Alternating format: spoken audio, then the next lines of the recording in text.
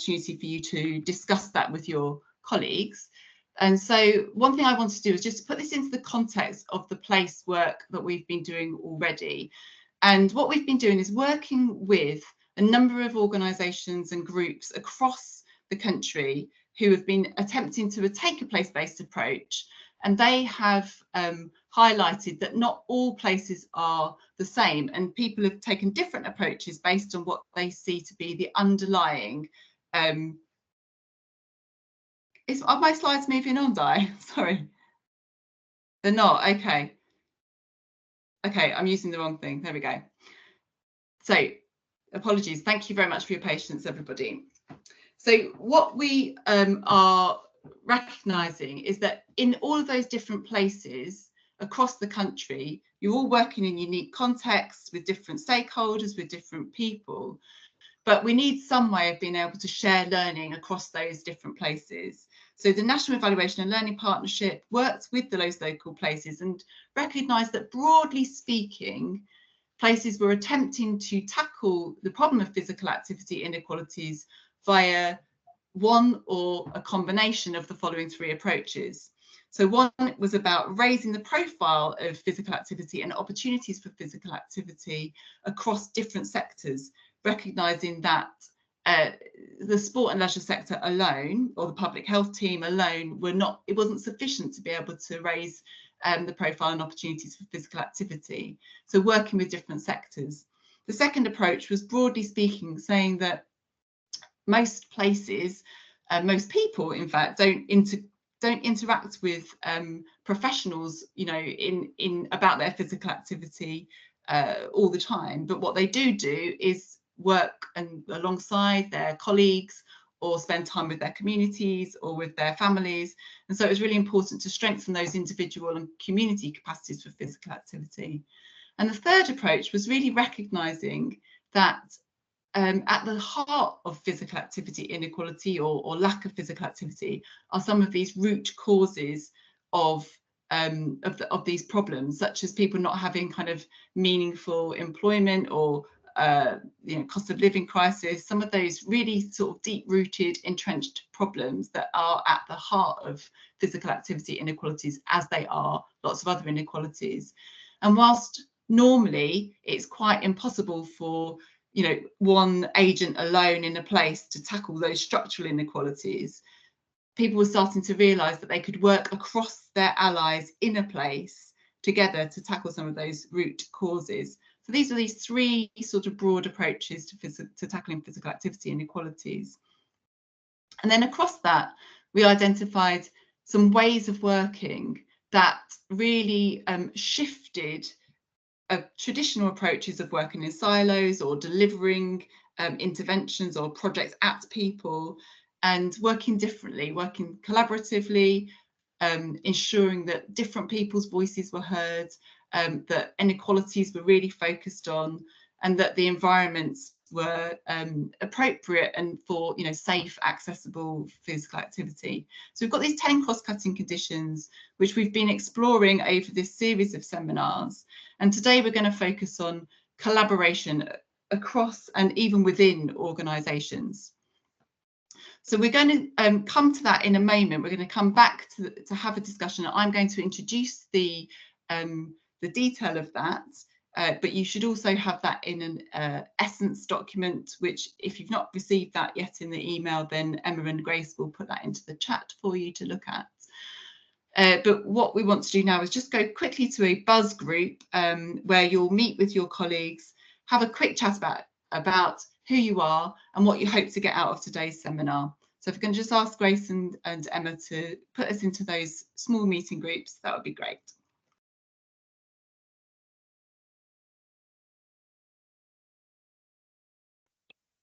You should also. So thank you for, I hope that was good and that you've managed to meet with some of your colleagues, new and even old sometimes. I'm going to share my screen again and just give a little bit of the synthesis of, and by that I mean, when we've looked at all of the information that's come from the different people doing this work, then we try to make sense of it all together. But of course, all your places are unique. So some of these themes may resonate with you, and some of them might not feel that familiar to you, and that's absolutely fine. It's part of the discussion that we're having today. So again, I'm just going to share my screen, and I think, Di, could you just let me know if that's gone to full screen? Yeah, great, thank you. It has, yes. So collaboration within and across organisations. So when we are thinking about collaboration, what we identified really was that that's where there was a productive working around aligned interest and common purpose. Sometimes people talk about a shared vision, but what we actually found was that often people didn't necessarily see that long-term vision the same. They had different interests in being involved, but there were aligned interests that they could sort of organise themselves around. And thinking back about those different approaches, this really is about partners maybe working across varied sectors. It's about voluntary community sector, social enterprise and faith organisations working to support physical activity, but also working together, which we know that sometimes that's quite a competitive landscape. So where those organisations are working together, then we can see, greater sort of elements of collaboration. And as I mentioned before, that unified strategy to work collaboratively around root causes. And that really means organisations and institutions perhaps putting their organisational objectives slightly to one side in order to work together. And whilst that sounds easy to do, it's not actually easy to put into practice, or easy to say. It's not actually that easy to put into practice. So what therefore are the key dimensions to enable collaboration? Well, first of all, there's that sort of recognition that individual organisations or individuals can't tackle this problem of physical activity inequalities alone. And we've recently done some new analysis looking at other conditions, and where there's a really strong sense of what are the underlying barriers and enablers of physical activity, which is one of the other conditions, that really highlights to people that, okay, we can't do this alone. We've got to work with our partners across sector. And it's a really key way to drive collaboration. A mutual understanding and respect and reciprocity. What that means is that often across our organisations or within our organisations, there's a real sense of hierarchy and there's some power dynamics going on there. But actually, when we want to work collaboratively, we need to acknowledge those power dynamics and to put aside some of those, to actually enable other people that perhaps don't have as much power in that system to have an equal voice. There needs to be honesty. It's really interesting when you see really mature relationships or really mature collaborations. It's not just because everybody gets on and it's all perfect and everyone's all aligned. There's actually people are able to work through some of the contradictions in the policy or in the policies or in their ways of working, and unpick some of those things. Does take that degree of honesty. Where we see really great collaboration is also that there is resilience. So when we try to do this work, we all know it's really tough to kind of change conditions in a place to tackle physical activity inequalities, but it takes that persistence. When we have collaborations, they're working because not just because you're getting the insights or the skills or even the resources from other organisations, but there's a sense of we're in it together. There's a camaraderie there in that collaboration. And then the final sort of key point here is around fluidity and self-organisation. And what we have seen is that real, genuine, productive collaborations is where people don't necessarily stick to their own roles and their own functions within their own existing kind of spheres of influence, but there's a degree to which there's some fluidity across organisations and people can work together in more reciprocal ways. So I've just gone through those, and again, when we share the slides, you can see there's more detail that pulls this into a bit more information for you. But I think the best thing to do is to actually see, first of all, if there's any questions from the floor, and then we'll go to the examples. I should have highlighted that we can use this chat function to raise questions as we go along, or to ask questions, or to, in fact, even to give your own insights. So do feel free to use that as we go along. And I might just ask my colleague, Harriet, who I think's here, that she'll watch that chat. And if there's any questions that come through, that she'll be able to do that. Is that okay, Harriet? Yeah, of course, fine. That's great. So does anybody have any questions or reflections, even from that buzz group that you were in, or those few sort of sentences that I gave before, that they'd like to share now?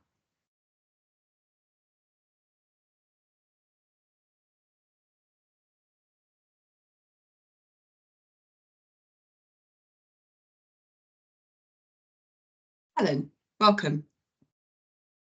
Thanks, Katie. I guess just a reflection for me in terms of thinking about our working place with different partners, and just reflecting on some of the things that you talked around the honesty, the reciprocal sort of agreement, and that really resonates, you know, with me. I guess maybe it's a question not to be answered now, but kind of later on, is, see, this takes a lot of time, and we invest a lot of our own team's capacity to build those relationships to get to that stage. But how do you know that it's going to be worthwhile? So has there been some kind of markers along the way? Because at the moment we're going on, this feels like the right thing to do, it feels like it's making progress, but has there been some like interim markers that you can say this has been achieved, so therefore it feels like it's going in the right direction? And I get what you say around, because we originally started with going in aligning visions. We were taking strategy documents and going, look, our strategic documents align, so therefore we are destined to work together. And everyone goes, yes, I can see that. But then once you get into it, there's so many other things that get in the way of that actually happening. So someone senior in the organisation may have gone, yes, that's right. But then operationally, the people below are sort of saying, I can't do this, I'm already at capacity. So I guess it's just, is there some kind of markers along the way that you can then say, yes, this is still worthwhile investing in this relationship because we've hit this marker and then hit this marker and then hit that marker? Yeah, that's a really great question. Richard, do you want to come? Have you got a question, or do you want to respond to what Helen said there? No, sorry, it's a separate question. Okay, that's great. We'll come back to that in a moment.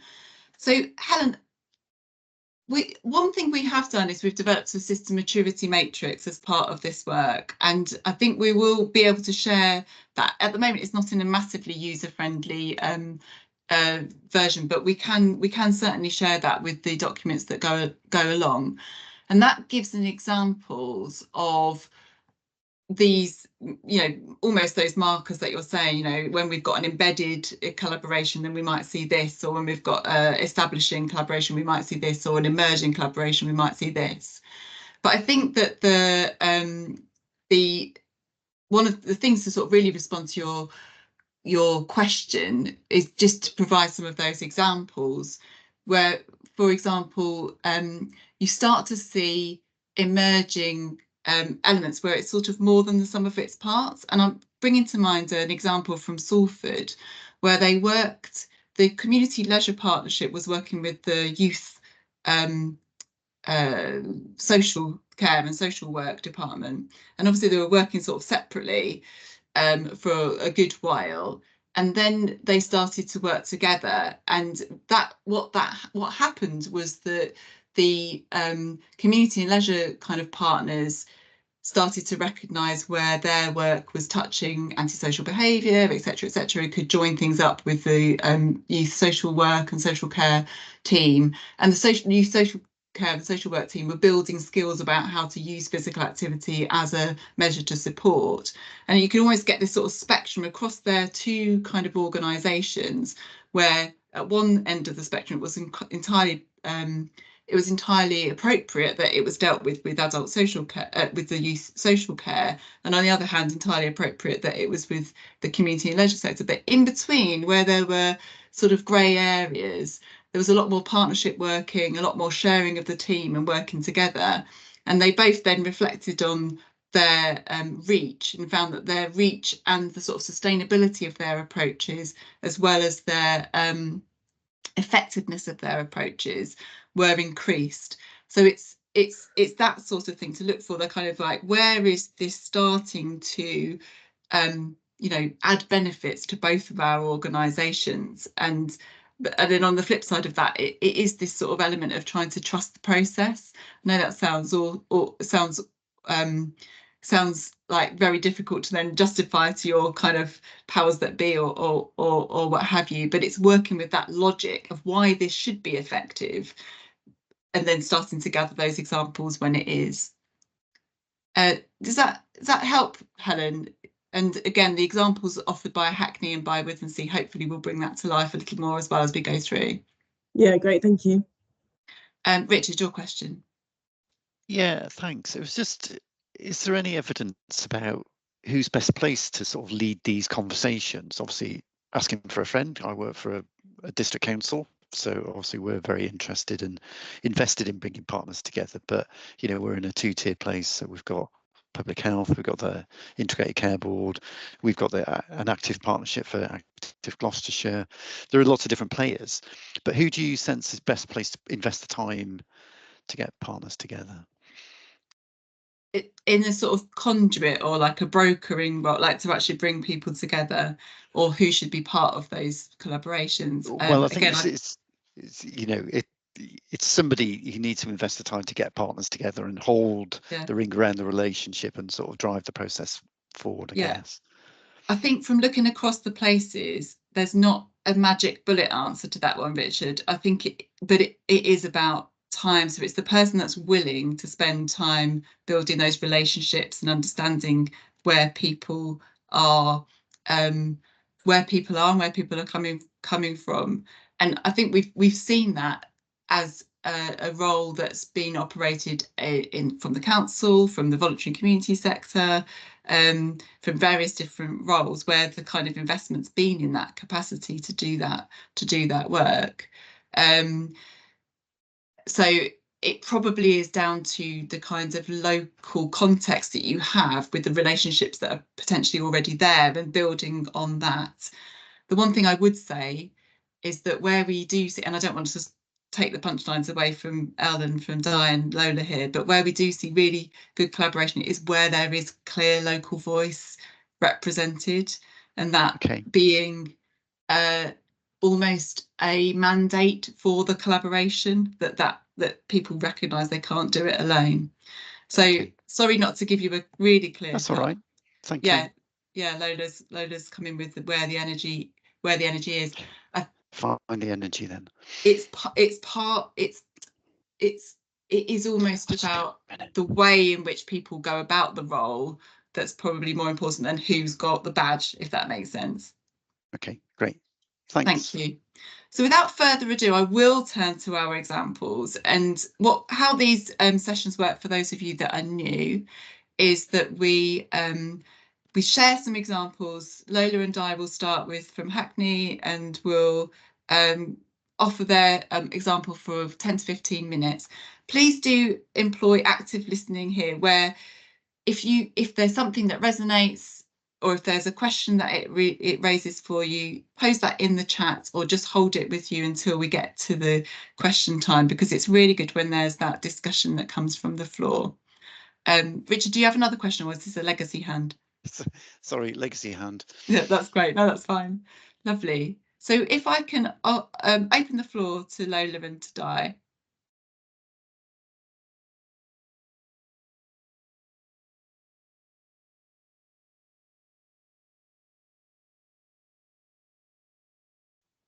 Sorry, I was just trying to queue up my presentation. So I'm going to share in a second. Can you see that okay? Yes, we can. Yeah, right, got it. brilliant. All right, great. So I think the questions have been really great so far. So to introduce myself, I'm Lola Akindone, and I'm the head of programme at the Hackney Partnership. So we were one of the original 12 local delivery pilots, and I've been in post now almost since the beginning, not quite, probably about 9 months in. So I'm coming up to sort of 6 years in this role. And a couple of just very quick observations or things to share in relation to the questions. I think it is important to say that collaboration doesn't always work. So I think, Helen, your question about kind of when are those markers and milestones, for me, I think there's definitely something about, even when you've got a shared outcome or something that you believe that you can do together, it's actually about the way of working. So you might have a vision that's aligned, or that kind of aspiration to do something, but actually what we've really found is the crucial thing is being the way people work. And at times, actually, we've had to accept and acknowledge that actually we can't go any further at this time or on this occasion, or actually just perhaps that's not going to work, because the way of working has been really different. So I'll start by just very quickly setting some context. But also, I think the main thing for us in terms of collaboration as a golden thread to everything that we do is our belief that everybody has something to offer to the work that we're doing. And so we very much from the outset take an asset and strengths-based approach. And that mindset has also meant that we've been able to collaborate with people who wouldn't even necessarily believe that they were right to collaborate with us. So almost kind of making sure that we go beyond those usual suspects. So our pilot is based in Hackney, in the London Borough of Hackney in East London. And we are working initially in a particular ward. So it has a population of about 13,000 people and has 2 large estates that we work predominantly across. We're a small programme team of about 4 to 5 people. And as I said, collaboration, co-design, working with a range of partners is core to everything that we do.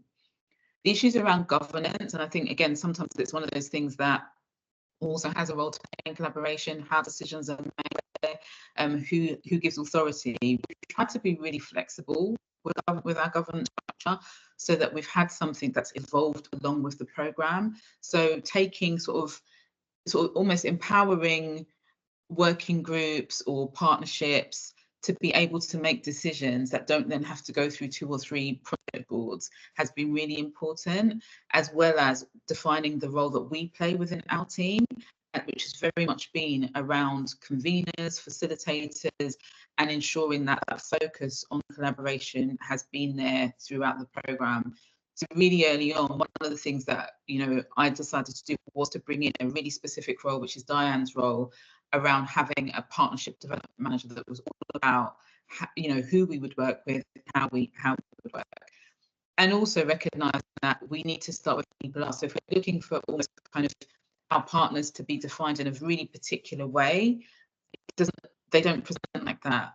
We're all really different, but that point about what is it that people can offer, people can do, people can contribute, is there the interest, is there the energy, is there the enthusiasm, have really been the key starting blocks for us. So I've mentioned about it being a golden thread. Our thing is we want to work with people we don't want to do. Working with means, all the conditions that we set around respect, humility, working, really approaching things with the collaborative mindset and being willing to listen and work through the stuff that is difficult. So that's also been a large part of the work that we're doing, but also, as Katie said, that strong belief that we can do this together. I mentioned about the importance of defining our role, and it has taken time to build relationships. And so, sometimes, as I said, things haven't really gone the way that people expected. But then, there's always been people who completely get it, want to work with, understand their role, and are willing to work. So it's really been, I think, the energy and enthusiasm, particularly to get through the difficult stuff, has been key. And then also being clear about what we're asking, and making sure that actually expectations on both sides are clear, so that we have a culture of working together, working collaboratively, and recognising that we've all got something to contribute and to learn from each other and to do together in order to get to our outcome. So the golden thread has meant that we continue to remain ever mindful of who isn't involved and try to find ways of enabling that involvement. And that for me has been really critical in our work to address inequalities, and particularly in the sort of focus around strengthening individual and community capacity, because you know, it's required us to work differently. As I said, if we were expecting people to be perfect partners, we wouldn't have been able to achieve really most of what we've done, because everything we do is with others. And we also recognise that at times people haven't had the capacity to do it. And so we have, in some circumstances, been able to provide some of that, whether that be through actual kind of resource, through money. But it's also important to say that money hasn't always been the thing that's brought people around the table. We've also had to be willing to listen to things, particularly where things haven't worked, to be uncomfortable, to repeat conversations, to set parameters, to agree things. And again, it has always come back to working in a really different way. And we've always had to continue to listen and show up. So even when the collaborations have been a bit challenging, that point about working with honesty and openness has been really crucial, but also giving people the opportunity to say this isn't working and to be able to walk away. So that, I think, is equally important, because if you're spending a lot of time trying to convince people that this collaboration has to work, going to work, that energy is only coming from one place, and actually it needs to come from a range of different places in order to make that happen. And then we've also been willing to go beyond the kind of the usual, as I mentioned, and to think about ways that we can connect them as that kind of role as facilitator. So I'm going to bring Diane in now, just to share some information about a particular programme of work that we've delivered in Hackney that's around cycling. So Diane, over to you. Brilliant, thanks. Lola's going to be my beautiful assistant and move the slides on, because changing them over would have been too time consuming. So just going to start with this one here really, and I'm just going to speak to this slide in terms of the Cycle Hub. That to begin with, I thought it would be a great idea to set up a Cycle Hub, and as Lola's already sort of alluded, not all the time is everybody else really up for the collaborations that we might imagine. And so the first concept of starting a Cycle Hub on one of the two estates where our work is focused, it was met with an instant challenge, and that was from other groups within the council. And I wanted to mention this because of the question Helen raised earlier. So people challenged us straight back and said, oh, hang on, there's a lot of antisocial behaviour, some really bad stuff going on in that area. We're not really sure that you should be going there. Couldn't you take this work to some nice leafy part of Hackney? Obviously, we had to explain like where our work was focused, and not being one to give up too easily, I set about trying to find organisations that would be open-minded to the hub and its conception, and actually finding a local building that we could operate from. So the organisations I was speaking to at the time included, for example, the local police, because if people think there was a safety issue there, they were actually a really good partner to consult. We got on board an organisation who still to this day provide all our coaches, and they're part of something called the Black Riders Association. So that was really leaning into, you know, the community locally, and go of people together to talk about, you know, is there a place for this? How can we set it up? What might come from it?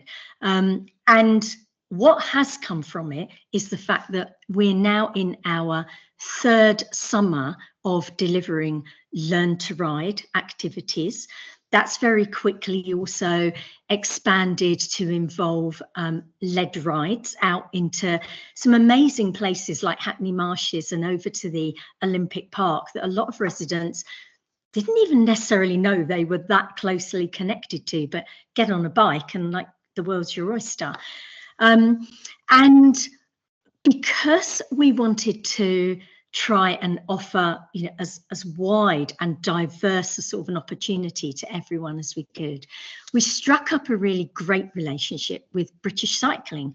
And I would say that they are one of the NGBs who really early on did come to believe that it was important to be tackling the sort of lack of diversity they had in their sport. So we've also encouraged them to bring what they call a city academy hub into our building. Our building really is a local boxing club where we have all our bikes stored. And so they're offering something for children who show real skill. And we've already therefore identified a number of local children who might never have got on a bike before, but are actually having the opportunity to go right over into the Olympic velodrome and compete against kids from perhaps more traditional cycling backgrounds, if I can put it that way. And so, you know, they're spotting talent as well in this area that possibly would not have seen cycling for them. So who are we touching with this? The children, obviously, but one of the things we're most proud of is the fact that the adults who are coming to the hub are predominantly, like 97%, all women. We've got a women-only group. A lot of local Muslim ladies attend. We've got some seriously older ladies coming and sort of getting on a bike for the first time in their lives and then starting to explore further, for example. And so I would say that there is some really sort of great entrenched collaboration now, but also we're seeing some really amazing outcomes from the work. Lola, would you just flick through the next couple of slides and go to the final one? Thank you. Sorry, you might have already done that, but I couldn't see everybody for one moment. So, I mean, this really is just touching on some of the things that Lola said when she kicked us off here, which is that, you know, we didn't rule anyone out. We brought people into the collaboration very much because we needed their expertise. I might ride a bike, but I'm no expert in trying to start a cycle group, for example. So, you know, we brought people in who could give us some clear advice, like the work and the backup that the police gave to us very early on. And I definitely feel that all the partners that are involved are really getting something out of this. So, for example, the organisation who provide all our coaches, you know, they've gone on to find that they're now attracting female riders from our area over to some of the much longer lead rides that they put on at a weekend, because we're now also kind of got pathways here for people to develop their skills and love of cycling. And so, you know, they're going off in different directions. And then finally, I think I would just say that again, Lola touched on this, that, you know, not everybody's aims and ambitions, like the council groups who thought we were going in the wrong direction to begin with. You know, you can't sort of win all the hearts and minds all the time. But if I could say one final thing, it's that subsequently that group, including our community gangs unit, have now actually come and are doing a lot more work themselves in this patch and have been joined by organisations like Leyton Orient, our local football club. And so there are even more collaborations kind of burgeoning out of the back of this cycle hub that maybe that should be me being obstinate, was just not willing to give up on. So that's it. Thanks, Katie. Thanks very much, Lola and Di. That's really great. I'm just going to, I don't think we've got questions that have come into the chat, so I'll just give a few moments for people to raise their hands if they want to ask a question directly, or indeed to use the chat just to pose their question there.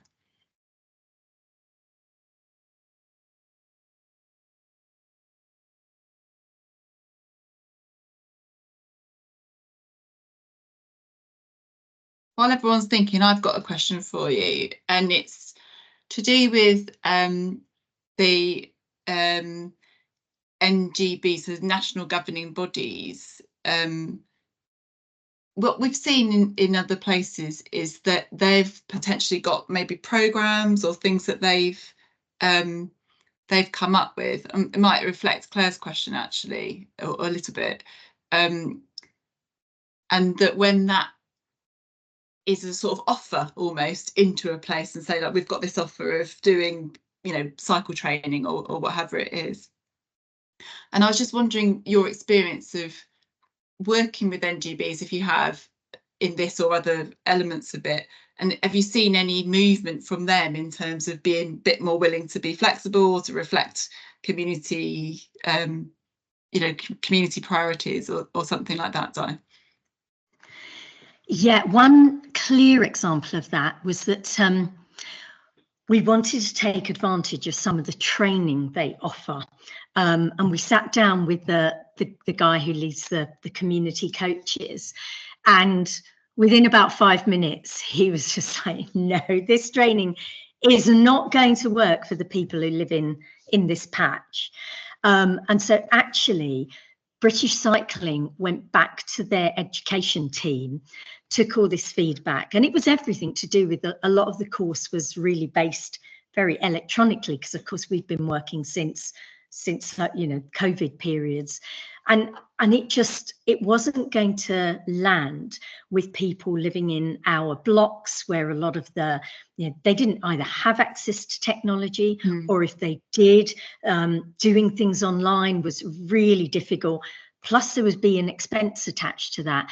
So they actually completely redeveloped one of their basic training courses, and then came to the club and delivered it on a Saturday for a group from the community.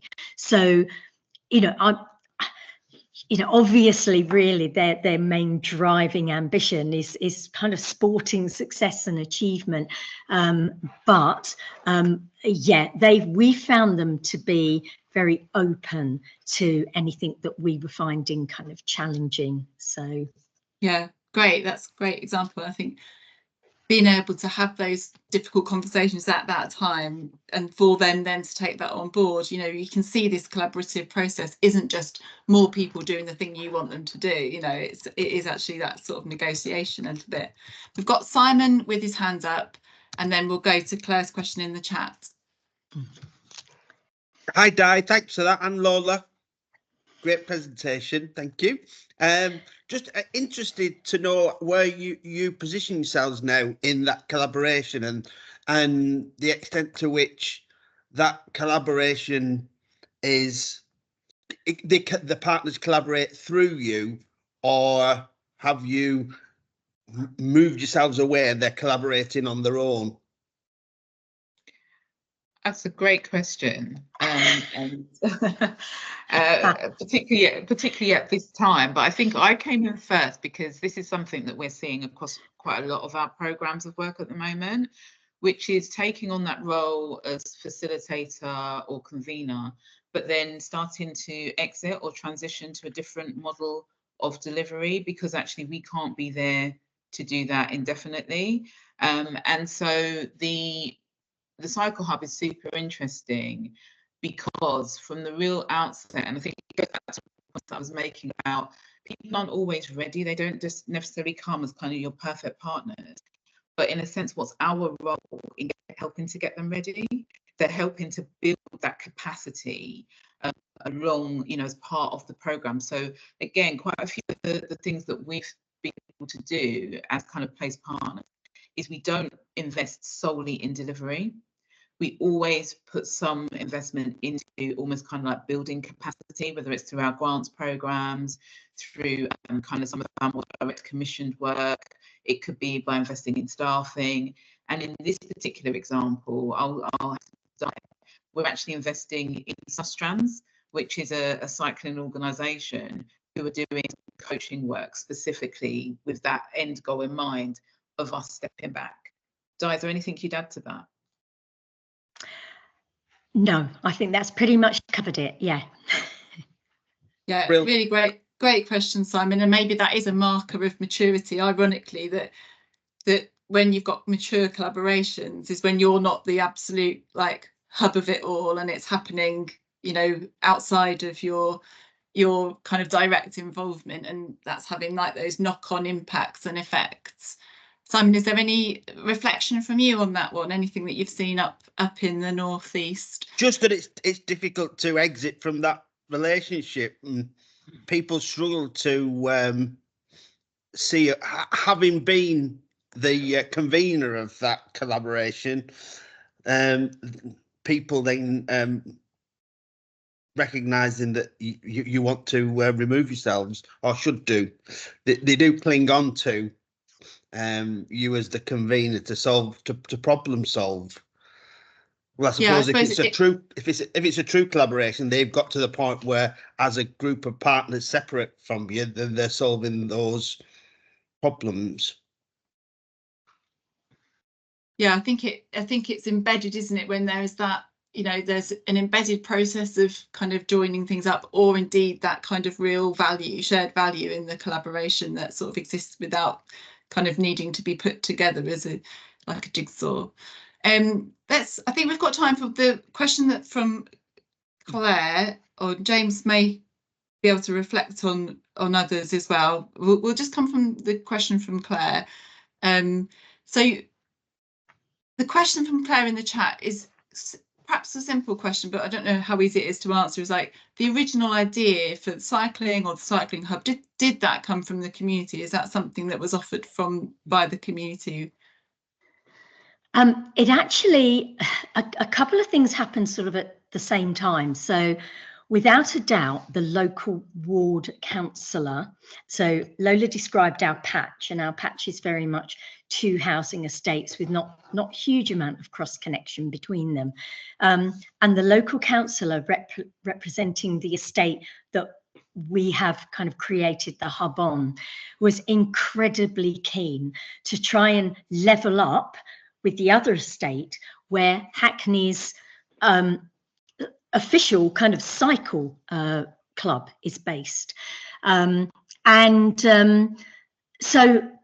we thought that was a really sort of fair way to look at things and go about things, because, you know, there was an estate that really had a lot more on offer, although in particular they were primarily focusing on children's sort of quite fun cycling. So that's what began the conversation to begin with. One of the nicest things that has come out of this is that the main coach from Cycle Club Hackney actually now comes and is a volunteer coach at the Cycle Hub, and he leads a Thursday night session. He's just come back from a broken leg, which he sustained playing football. So the ladies that go to his session are all really happy to see him back. And one of the little things we discovered was that not only was Keir appealing to the ladies who joined the cycling, but also some of the women who were attending a boxercise class inside the boxing club on a Thursday evening also saw the other women going out on the bikes and started to come early to go out with them. And so, you know, it's just been a really nice sort of burgeoning thing where incredibly also we've now got a cross connection between the 2 estates, which is not typically that common. Yeah, so I hope that sort of answers. It was Claire, wasn't it? I hope that answers it. Claire's responded, so that's really great. Good. Thank you, Di. We've just got a couple of moments and then we'll have a short break for people to stretch their legs. If anyone's not got another question, I'm just interested in James's comment in the chat. James, I don't know if you're able to unmute and just to explain, and just one piece of context which you may all be very well aware of, is that because Sport England also fund NGBs through their one of their channels of funding, as it's called Systems Partners, they're also encouraging Systems Partners to work in a place-based way too. So it could be a really good opportunity to connect with NGBs and recognise there's a sort of shared policy drive. That doesn't necessarily mean that's what people want on the ground, just to Claire's point, but there's a shared policy drive which could be quite a reciprocal benefit in your places at the moment. James, are you all right to just explain your comment?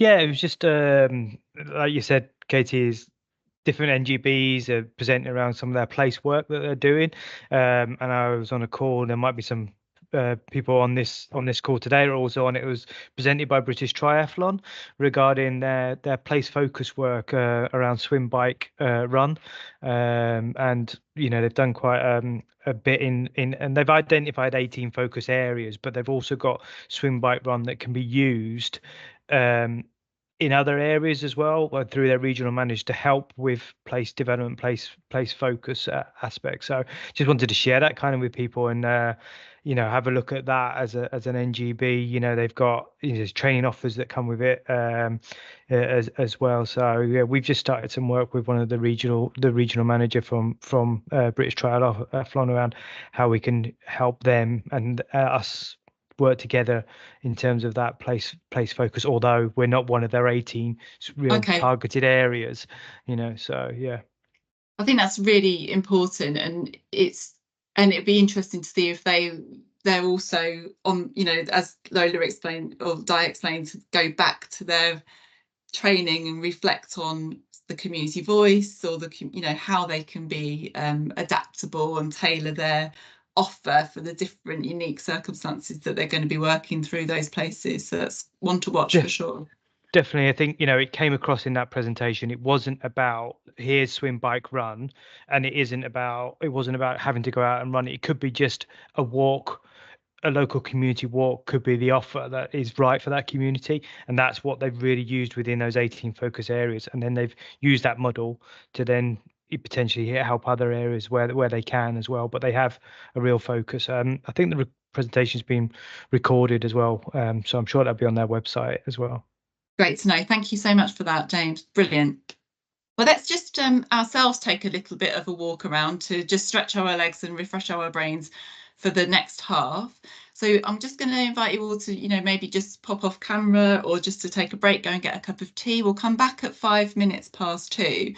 And then we're going to hear from Elle about Active Withensea. So a completely different part of the country and a different community, although I know that Hackney and Withensea do have some similarities. So it'd be interesting to see the differences and the similarities there. So let's come back at 5. Just rejoining us now. Amy's asked a great question in the chat. What I suggest we do is hold that question, because it probably will be relevant to Elle's reflections too, and then we can really get into it after Elle's presentation. So it's about thinking about going where the energy is and whether that's a sort of barrier to collaborating with usual, the unusual suspects and that kind of thing. So it's a great question, but I think if it's okay with you, Amy, and with Lola and I, we'll look at that in the question session after Elle's presentation.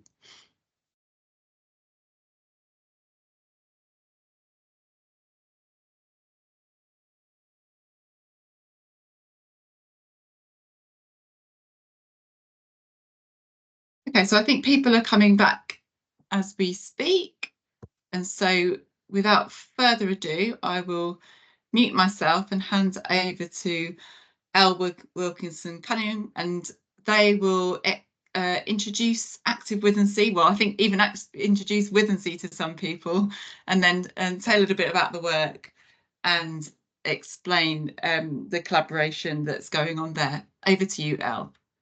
Yeah, Katie. Yeah, so as Katie said, I'm Wilkinson Cunningham, Senior Public Health Officer for Active Withensea. So I'm just going to, for the next 10-15 minutes, to kind of say a little bit about Withensea and Active Withensea, why we went there in the first place, kind of give a bit of the background of what collaboration looked like when we first started at Active Withensea in the town, how we kind of work, and then talk about one of our projects that really shows how we are trying to collaborate and get people working together in the town a little bit more, and what some of the learning and outcomes have been from them.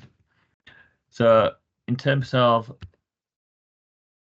Active Withensea itself, so we are the smallest of the original play partners. So we have a population of 6,000 people in the winter.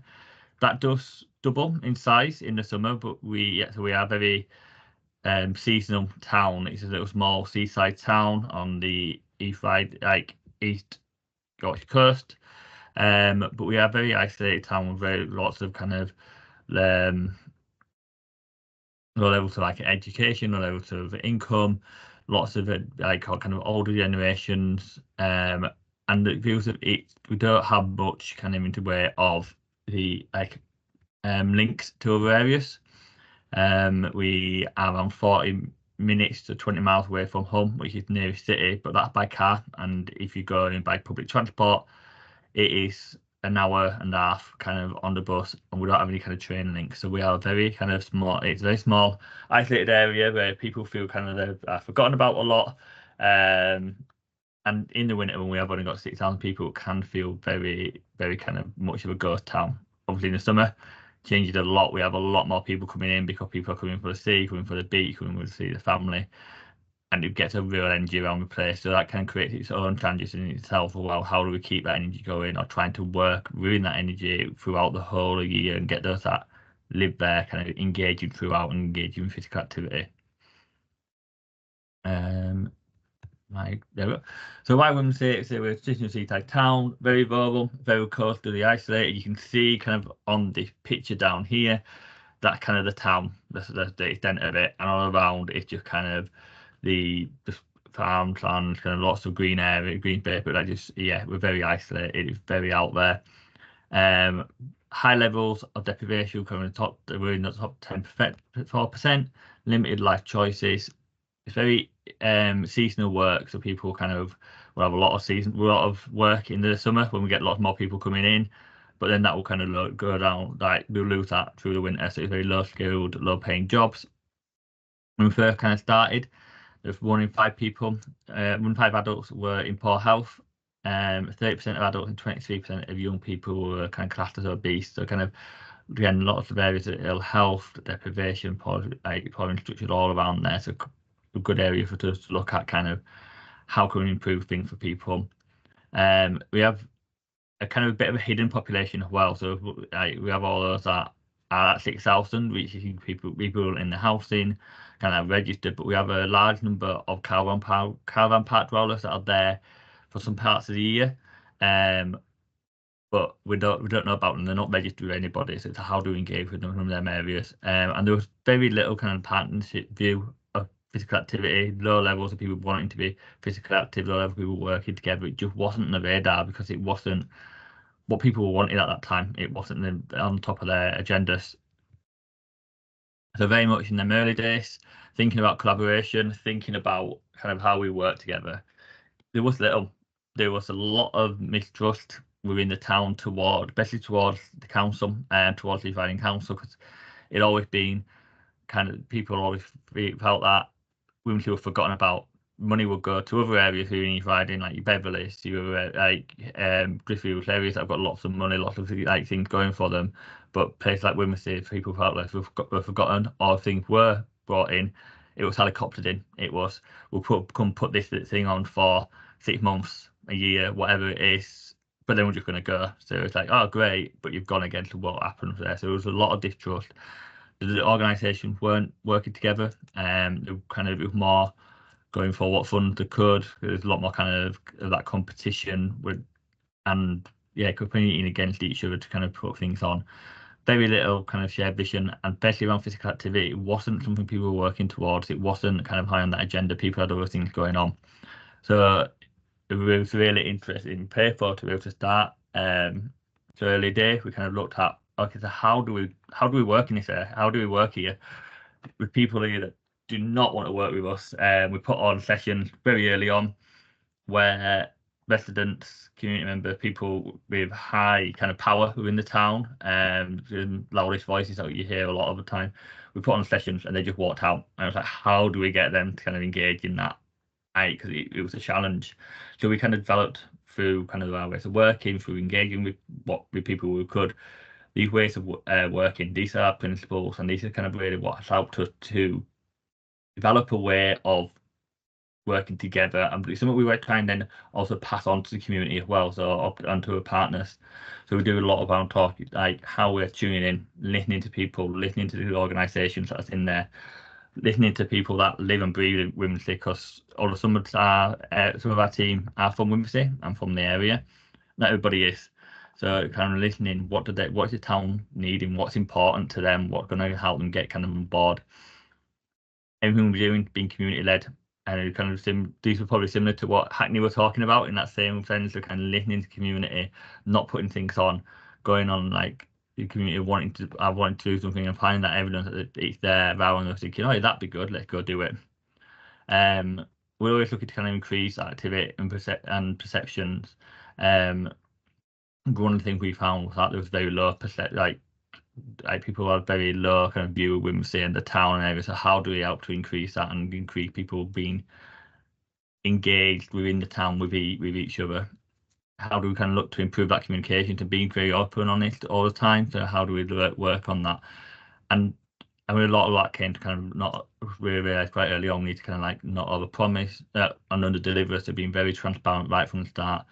Looking at giving opportunity to people. So again, it's not just us coming in as Active Wimsey and saying we're going to do all this.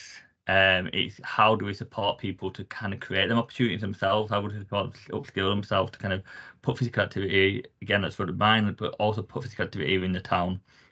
Didn't seem to rent for this facilitate only, so we're not delivering. We are only kind of helping people provide them the resources to do that. Make sure that everything we do again is sustainable. Kind of help us build that trust, because before things weren't sustainable within quick interventions and gone again. So it was really important for us to be able to do that. While I kind of like spreading that learning, so everything we hear, everything we're getting, giving that on. We're not gatekeeping things and holding things on, holding on to things ourselves. Linking kind of very much into that next bit, kind of hearing every voice. So we know that there's a lot of usual suspects, and the loudest voices tend to get heard. We want to get deeper in that, understand that more, hearing them primary voices we don't always get to hear, and having that time to reflect, having that time to hear people, giving the community time to reflect about what it is that really is really important to them. And then last week, I kind of what I mentioned before, I got really trying to target them hard to reach, but practicing what we preach as well. So again, not just saying we're going to do something or talking the talk and not kind of walking the walk, being able to do all these things we've already talked about. And the big thing people always looked at as well was make your thing for value for money. There's a lot when we first came in, they kind of heard a lot of, oh, this so much money coming in from Acton Sport England. So kind of what does that look like? And it's about making sure people understanding that what we're trying to do isn't just about putting things on it. It's going to have a real value for money that's then going to be really impactful into the town and get people to understand how they can be part of being involved in that journey. So that's kind of how we initially, back in 2018, 19, decided that's how we wanted to work. And that's how we've been kind of moving forward since then. So I'm going to go on to a bit of one of our projects that really helps kind of with that collaboration and working together. We have a few of them that could really pick, but we decided to go with our PACE network, which is our physical activity and community engagement network. So this is what our board, we used to have a quite traditional board, actually, with a kind of governance structure that was very much reporting. It had like your high level form, you find a council there, you had other high level, like kind of upper management from other partnerships there, and it was very much, this is what we're doing. It's very reflective, but wasn't necessarily helping anything. So we did a lot of work in 2022 to rethink that structure. We did some work with our systems colleagues to think about how could this be better to work with and for the community. So we launched the physical activity and communication and community engagement network, which is where we wanted to get everybody working in town, the residents, the community, the VCSE networks, the community groups, the council areas, coming together and having them really open discussions about what is important, what is it that we need to move forward, how do we want to work together. So we launched that in July 2022. So we are coming up to our second year anniversary, which is quite exciting. And that was very much just getting people, that first one, getting people in the room and saying, right, how do we want to work together? How do we want to do this? Which helped us kind of create this kind of PACE way where it's very similar to our principle about listening to each other, kind of being able to hear each other, having that, being able to sit in conflict and move forward and that kind of stuff. From there, we held regular PACE workshops where we kind of bring the community together, partners together to think what is important, where we're moving forward, and they helped us to identify kind of sticky issue subgroups, see for things around disability and accessibility around physical education. How do we help those that with accessibility issues be more physically active? How do we improve communication in town? How do we get more people volunteering? And we're just recently looking at one around funding and how do people access funding and continue to access funding when Activity is no longer around in 2028, whenever that is going to be now. And that's again sort of he created a space where people can come. We have the big workshops every quarter, but then we look at these work subgroups. They come together and think, right, what are them almost task and finish areas that they can work on? What are these specific projects that they can work on? And this is very much brought in through the PACE network rather than it being led necessarily for us. Last year, so end of last year, beginning of this year, we really then started looking at, right, how do we make PACE sustainable? How do we get it from being led by Active Literacy and Youth Riding Council and that whole, how do we get people taking on that leadership role, taking on that next step to say, this is a governance structure that is going to be moving forward, kind of into Active deepening and beyond to keep physical activity right at the forefront. We led to a really, really cool session we had in January. We co-produced and co-designed by the network around a governance structure which came from someone in our network. We're saying we want to have a governance structure that is very bottom up, and it'd be kind of, you've got that bottom layer where everybody's involved and all them voices are heard, and that feeds up to it, feeds up to those that would be a steering group or working group, whatever you want to call it, but it's still very much within them principles, and it is the PACE network, the community, the partners lead what needs to be happening and hearing each voice. So yes, then the plan is that PACE network will evolve and exist beyond our funded period and continue to kind of allow members to lead that physical activity into the future. So what have been some of the impacts from this? So the town is definitely working more collaborative now. A really good example of that is just last week we had a Women's City Open week, which was all around physical activity and free physical activity for the town. And that was not us. We were there. We helped kind of broker some of the conversations, but these were people from the PACE network that were all engaged with physical activity in the town, so our golf club, our karate club, our people involved in skate park, our leisure centres, linking in through PACE and saying, how do we work together to put something on that is free of charge to get people moving and engaging, and how do we spread this word? And it was really successful. We've had a whole full week of it. We had a booklet produced, which we then put a call out through the PACE network for volunteers to come do a leaflet drop, and we had community members come forward and say, yeah, I'll do that throughout the weeks leading up, and delivered around like 4,000 leaflets or booklets throughout the whole town to get people engaged. We've got a lot more of a sharper focus on inequality within physical activity now within the town, and hearing more about that. We're much more in tune with that. We've got a session coming up where we're doing a training session around disability and accessibility on a whole, so people can think, and that's got people different from organisations. We've got community residents, we've got town council there, we've got VCSE there about, okay, so what is that? How do we make everything we do put that right at that forefront? How do we make things more accessible to people? And we're hearing a lot more, expanding that system and working and hearing newer voices. We've had people come forward through PACE that we've never heard of before and now becoming leaders within that town. They're people kind of working on it's a group called Lookout, which is around 10, working with 10 individuals. And we hadn't worked with them before. They came to PACE, they connected with everybody at PACE effectively, and now doing some really great stuff and really making physical activity for people with certain issues in the town so much more accessible and really engaging with everyone. So some of the kind of our challenges that we've had a big bit around who we would want there, kind of expected to be there in terms of attendance, and who the network actually wants. There is some in the organisation in the town that I've seen a big organisation within the Youth Riding Council, and we always try to engage with them, and there's been a lot of work trying to do that when they've sometimes been challenging. But we've found that and we expected them and wanted them to be at the PACE, but we found from the network, even though that person not turning up or that organisation not turning up, the network aren't asking for that. So it's like, how much do we then have to push them to be there if that's not what the network's asking for? Working with about who is kind of working with the town, who kind of the network see it's important to be there. Power distribution, I say we are looking to hand that over. It's not easy. It's kind of asking people to take on more work and more than what they're already doing, because they already know that these people are doing a lot in the town already. So trying to find that balance has been difficult, and that is definitely our next challenge to move forward. And we still have some issue, kind of seeing people not always seeing themselves as part of the network. So how do we work together to get everyone that's there to see themselves, you know, you are here, this is you right now, kind of creating that change, and we can all work together for that. And my last slide is just kind of what's doing some of that learning. So as mentioned, everything needs to be kind of bottom up. We can't kind of come in there and be like, we're going to do it. Why I said to you, because people won't engage in that. We've got to come from them. So even though we would be focusing on inequalities in physical activity, the network came up with that themselves. That wasn't us saying that, and that's kind of what drove people to want to be involved.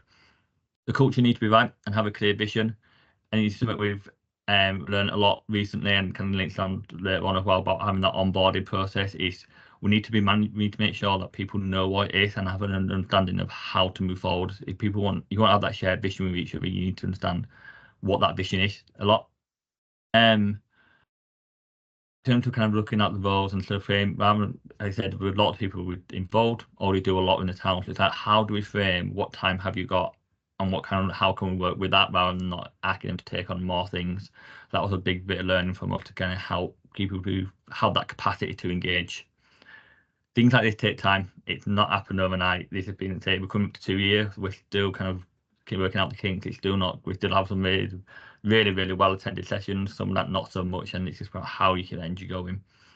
Word of mouth is really important to kind of creating that culture of positive talk. It's doing what you say you're going to do, allowing people to kind of feel like they can talk about it. It does need to feel like it has actions. The network feels like the network I've said, like it needs to see something to have it to be able to buy in. So it kind of great is talking about different things, what is actually happening. So we do a lot of feeding back and reflecting. Okay, this is what's happened in the last 3 months. Need that resident voice, so it's not just partners. You don't want to create that kind of echo chamber. How do you get newer voices in there who we need to be targeting? And to do that, we need everybody talking about it. We need ourselves talking about it, our partners talking about it, the peer network talking about it. And then a lot of what we've been doing it hasn't actually based on money.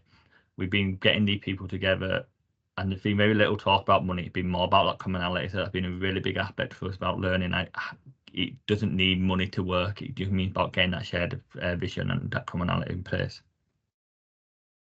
And that's it from me. Great, thank you, Earl. Really good to hear about a different place as well, I think, in terms of your location being more rural, more isolated. So thanks very much for that. I'm going to Harriet, do you have a question? I have a question, but if other people want to go in first, then that's absolutely fine, because I think obviously Simon Pennell in the chat has kind of put a question. So yeah, happy for you to come back to me, whatever. That's fine. So Simon's question is the culture, needs the culture to be right. Yeah. Always a tricky one when thinking about what do we mean by that. So what does the right culture look and feel like in Withensea?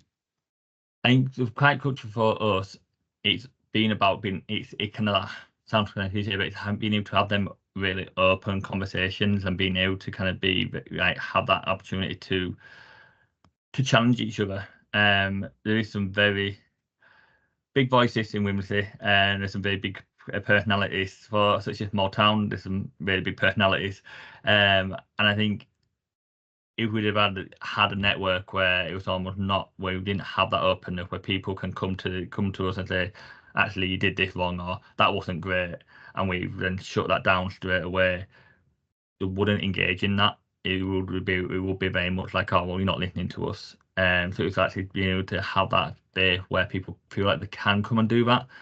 And trust me, people definitely do come and do that. Come and tell us what we've got wrong, and how they think they could do better. And so it's like we take that on board, then we listen to that, we do that kind of that reflective learning cycle of, okay, we've heard this now. How do we put this in place next time? How do we try and change it?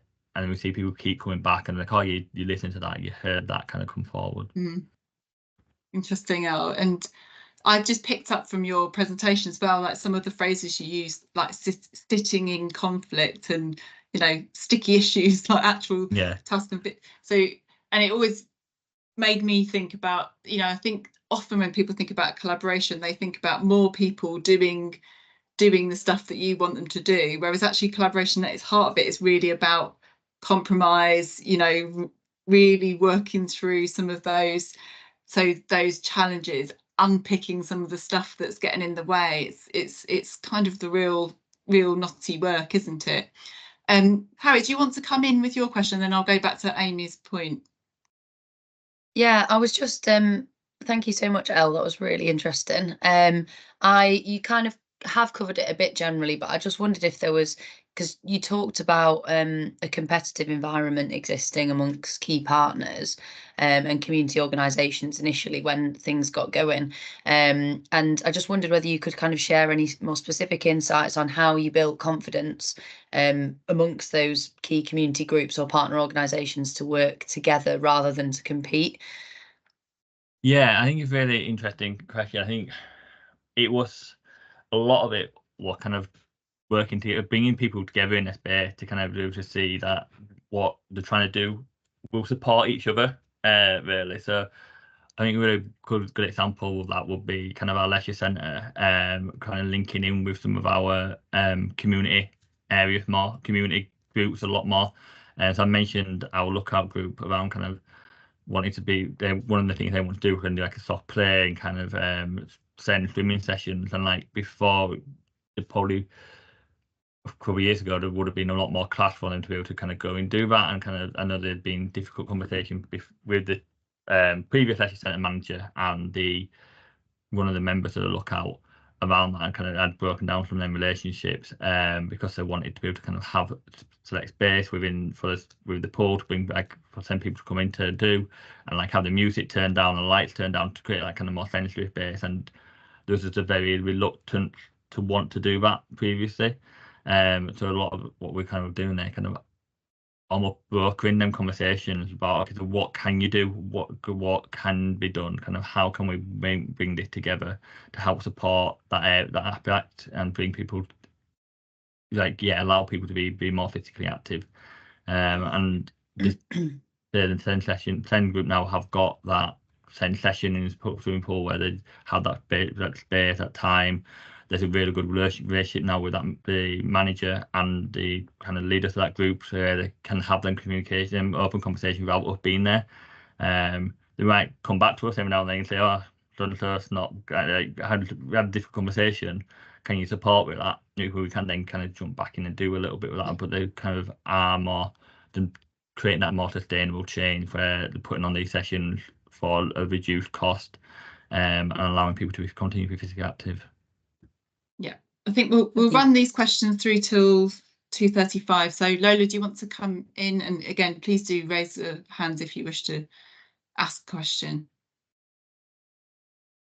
Thanks, Katie, and thanks, Elle. My question is about almost the kind of the ways of working that other people are taking on because of all the facilitation that you've done, you know, kind of through your work, but also that thing about it being like two-way. So we all, you know, often talk about kind of like building and strengthening capacity externally, but actually a lot of that comes into our own organisations to influence the way that we work. So I just wondered if there's anything you could say about that and some of those intended but also unintended impacts of working differently because of the collaborations that you fostered.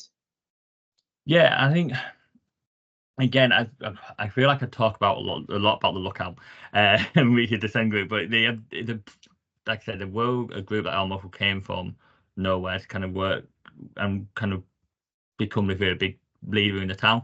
But they, again, that unintended stuff of, by being more aware of that lookout and being more aware of kind of the issues that the lookout are facing, so like some of the sensory issues that from people who send needs, or some of the kind of communication issues from people who send needs have. It then allowed us as a team to think, okay, so how else then do we combat this? This is obviously somewhere within the town. There's a group that's being developed to kind of combat this area. So it's obviously a need within the town that people are wanting to do. So how do we kind of look at improving that. What other aspects is there around that? So we kind of, they were linked in with the Leisure Centre for that, but then also started looking at how do we improve our communication, how do we work so we're a bit more clear, and then linking in with the school to start looking at their actually people in referral unit area, kind of where people who would like learning disability need kind of come in, and what can we do then to bring kind of physical activity into that space to allow them to be more active. So that was through working with our hybrid PE teachers that we have in our high school, but kind of then able to put in some scooters into our enhanced unit in the school, where the young people with additional needs are able to kind of work around, like, while it's kind of doing the normal curriculum and the normal lessons. If it kind of getting too much from them, they kind of like a reward of, okay, you've done half hour math now, you can go do half hour on the scooters and kind of be more physically active. And that is something we definitely wouldn't have thought about or engaged. Like, what about doing previous to kind of engaging with the lookout and really focusing on that kind of disability and accessibility kind of aspect of PACE. It's an interesting one, isn't it? This sort of, if you're collaborating and then you're responsive to the things that come up, how does that may throw other priorities or things into relief. And so I'm also minded by one of the other things you said, Elle, earlier around the importance of the communication and the managing expectations, and actually that sort of constant communication. I think we probably need to incorporate that in our outputs, thinking about communication as a key aspect of this, because it just feels really critical. Just because I'm conscious of time, I just want to quickly ask Di or Lola and Elle about the question Amy raised earlier about going with where this kind of balance between going where the energy is and that risk of just sort of only speaking to the usual suspects or the people with already enthusiasm. And I think you've touched on it, Elle, there, about not necessarily going where the energy is, but sort of following a path through to people who wouldn't normally perhaps be involved. But does anyone else have any sort of, really quick points on this thought about balancing that balancing act? Lola. Thanks. Sorry, I think maybe when we use that, it's because the people now have the energy. We did almost the opposite. I think, we went to people who were kind of like, yeah, we're not necessarily interested, because we knew that when I say energy, it's energy for what? So they didn't necessarily have energy to develop a cycle hub, but they had energy to improve outcomes in the local area, to make things more accessible, to respond to things in the community, to make sure there were things for children to do, to make sure there were things for older people to do, to make sure people felt safe. So that's what we mean by kind of going where the energy is. Equally, the flip of that is where we've had people, they're completely signed up to the physical activity objectives, but only if you work in this way. And if you don't work in this way, and if you don't do it in this quite tight way, then we don't really want to work with you. And we're like, okay, because actually energy where we know that it's connected and rooted in community may not be neat, may not be tightly at the very beginning, but there's a start for change and difference and tackling the inequalities. And that's where we base the kind of going where energy is. There's still many people we have to work with who we're trying to cultivate and still invest and foster that. But equally, I think ours is very much that we can build our coalition of those who really get this and want to do this work, then they will help us to continue to build change. Thanks very much, Lola. Thanks for you guys sharing your examples there and responding to the questions. We're going to go to breakout rooms now. I've just put 3 actually really long questions reflection questions in the chat there to help you in your breakouts, but you can just talk about whatever you want. The idea of the breakouts is to kind of take some of the things that you've heard in these examples or in the questions and really think about how might I transfer this to my place, or what challenges have I still got in my place that might really get in the way of that. So that's why we're going into the breakouts. Grace is going to put us into the breakouts, and Grace, can you bring us back out again 5, 2, 3? So we've got just short of 20 minutes to discuss with our teams. So they're just open now. Where? Hopefully they'll join back in. Grace, can you see where they're at? Here they come. Yeah, it looks like people might have just got stuck in the middle somewhere. That's it, no worries. Great. Let's be standby. Wonderful. Thank you so much for those, I hope, really stimulating conversations. Some fantastic reflections in my group around the, thinking about the governance, thinking about building those collaborative partnerships. Even if we know what we want to head towards, how important is that process of working with people in place at a point of their own readiness to get there? Can we shortcut that, or is it actually about that learning journey? So, lots of different points. We've just got a few moments left, and we'd like to keep this time to allow some reflection all together. And so, Grace, may I ask you just to put the link to the Padlet in the chat now, and I will be quiet, I promise, for 2 or 3 minutes, where we just really value your sort of immediate feedback after these sessions. Also, in your discussions in the breakout groups, you may have thought about resources that you'd like to share, or want to share your contact details or something like that, so you can use the Padlet for that purpose too. And so I'll just give you a few moments to reflect on the session and to pose any further questions using the Padlet. If you have any trouble accessing the Padlet for any reason, please just use the chat just to give a bit of a splurge of reflection.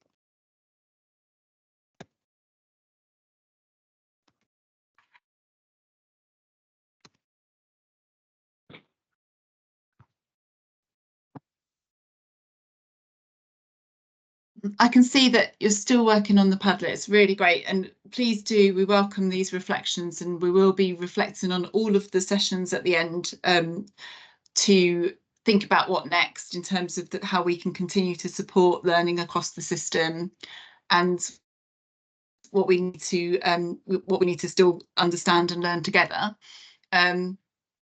These Padlets do remain open as well, so if something comes to you overnight and you think, oh, I should have put that down, please just do feel free to come back to it. I just wanted to finish by quickly asking Harriet to just promote the final session. Harriet, do you just want to come off mute and just tell everybody when the last session is and what it's about? Absolutely, yeah. Sorry, thank you, Katie. So the next and final session in this series is around the physical environment and looking at how physical environments enable well-being and physical activity.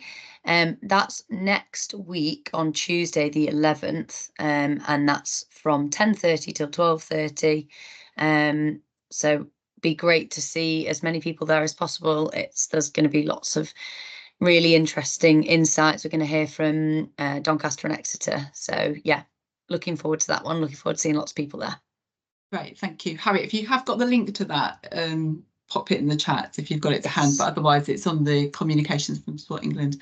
So for me, final thing to do is really just to offer my thanks and appreciation to Lola, Di and Elle for sharing their examples and those really rich stories that they've offered you, and to Grace for supporting us with the production of the session. Thank you so much. I know that Emma's popped to another meeting now. And finally, thank you to you for your participation and the questions that you raised and the reflections in the Padlet, because really that's what helps us to understand, you know, where we need to go next with these sessions and learning. So thanks very much and enjoy your afternoons.